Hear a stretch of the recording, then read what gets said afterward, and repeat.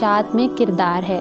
اور حضرت اسید بن الحضیر رضی اللہ تعالیٰ عنہ کا کیونکہ اس قبیلے میں اور اس معاشرے میں بڑا اثر و رسوخ تھا، لہٰذا ان کے قبول اسلام کے بعد اب وہاں پورے علاقے میں دین اسلام کی نشر و اشاعت کا راستہ کافی حد تک ہموار ہو گیا۔ لوگ بڑے پیمانے پر دین اسلام قبول کرتے چلے گئے۔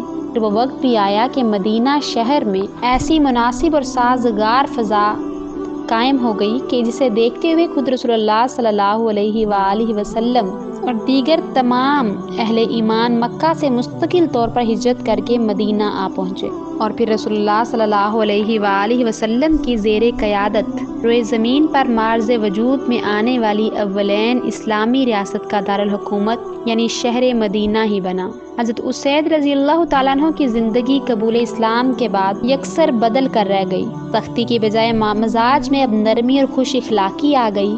اکثر ان کی طبیعت پر رکت طاری رہتی۔ بالخصوص قبول اسلام کے موقع پر حضرت مصعب بن عمیر رضی اللہ تعالیٰ عنہ کی زبانی جو گفتگو سنی تھی، اور اس سے بھی بڑھ کر یہ کہ اس موقع پر ان کی زبانی جو قرآنی آیات سنی تھی، اللہ کا جو کلام سنا تھا، وہ نورانی کلام جسے سنتے ہی پلک جھپکنے میں ان کے دل کی دنیا بدل گئی تھی۔ کفر و شرک کے اندھیروں کی جگہ وہاں ایمان کی شمع جل اٹھی تھی۔ یہی وجہ تھی کہ اس دین کے بعد سے ہمیشہ تا حیات قرآن کریم کے ساتھ ان کا انتہائی والہانہ تعلق رہا۔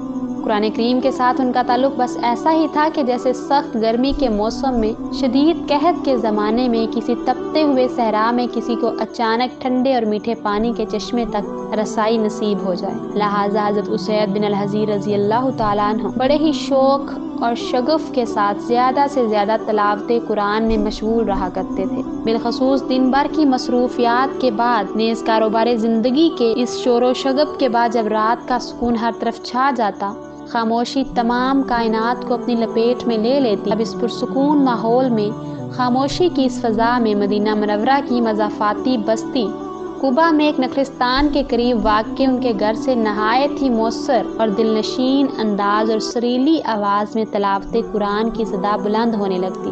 اکثر ان کے پڑوسی اس انتظار میں نیز موقع کی تلاش میں رہتے کہ کب اسید کی وہ دلکش آواز بلند ہوگی تاکہ ہم بھی ان کی سریلی آواز میں تلاوت قرآن سن سکیں۔ حضرت اسید رضی اللہ تعالیٰ عنہ کی وہ دلکش آواز اور وہ دلنشین انداز اور وہ پرسوز تلاوت قرآن اس چیز کے منتظر اور مشتاق صرف یہ زمین والے ہی نہیں تھے بلکہ آسمانوں پر بسنے والے فرشتے بھی ان کی تلاوت سے متاثر ہوا کرتے تھے، سبحان اللہ، اور ان کی تلاوت سننے کے لیے بے چین رہا کرتے تھے۔ ایک بار آدھی رات کے قریب حضرت اسید رضی اللہ تعالیٰ عنہ اپنے گھر سے متصل کھلی جگہ میں لیٹے ہوئے تھے۔ فضا میں ہر طرف خاموشی چھائی ہوئی تھی، بہت ہی پرسکون ماحول تھا۔ ایسے میں بے اختیار ان کا دل چاہا کہ قرآن کریم کی تلاوت کی جائے۔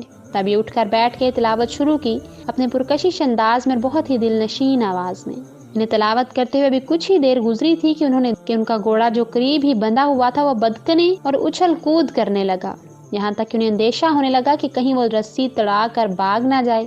اس منظر کی وجہ سے چونکہ یہ اپنے گھوڑے کی طرف متوجہ ہو گئے اور تلاوت موقوف کر دی تو گھوڑا بھی رک گیا، جس پر انہوں نے دوبارہ تلاوت شروع کی۔ تب گھوڑے نے بھی فوراً ہی دوبارہ اچھل کود شروع کر دی، حتیٰ کہ اچانک ان کی نگاہ آسمان کی طرف اٹھ گئی۔ اب انہیں بادل کا ایک ٹکڑا نظر آیا جس میں جا بجا بہت سے روشن چراغ ٹمٹما رہے تھے۔ بہت ہی خوشنما اور دلکش منظر تھا۔ وہ کچھ دیر یہ اسی طرح اپنی جگہ ساکت و جامد کھڑے ہوئے بڑے ہی انہماک کے ساتھ خوشنما اور اوپرور نظارہ دیکھتے رہے، اسی دل فریب منظر میں کھوئے رہے۔ پھر وہ بادل آہستہ آہستہ آسمان کی جانب بلند ہوتا گیا، حتیٰ کہ رفتہ رفتہ ان کی نگاہوں سے اوجھل ہو گیا۔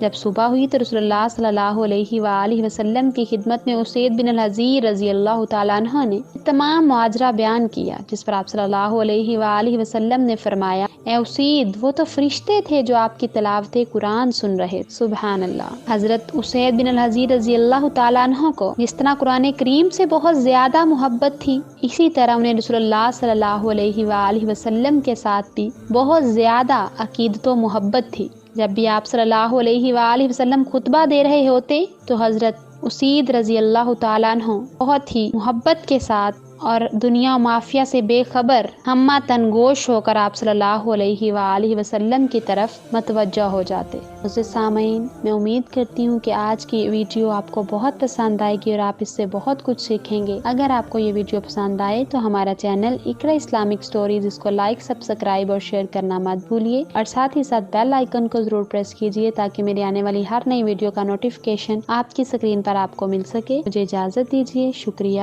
اللہ حافظ۔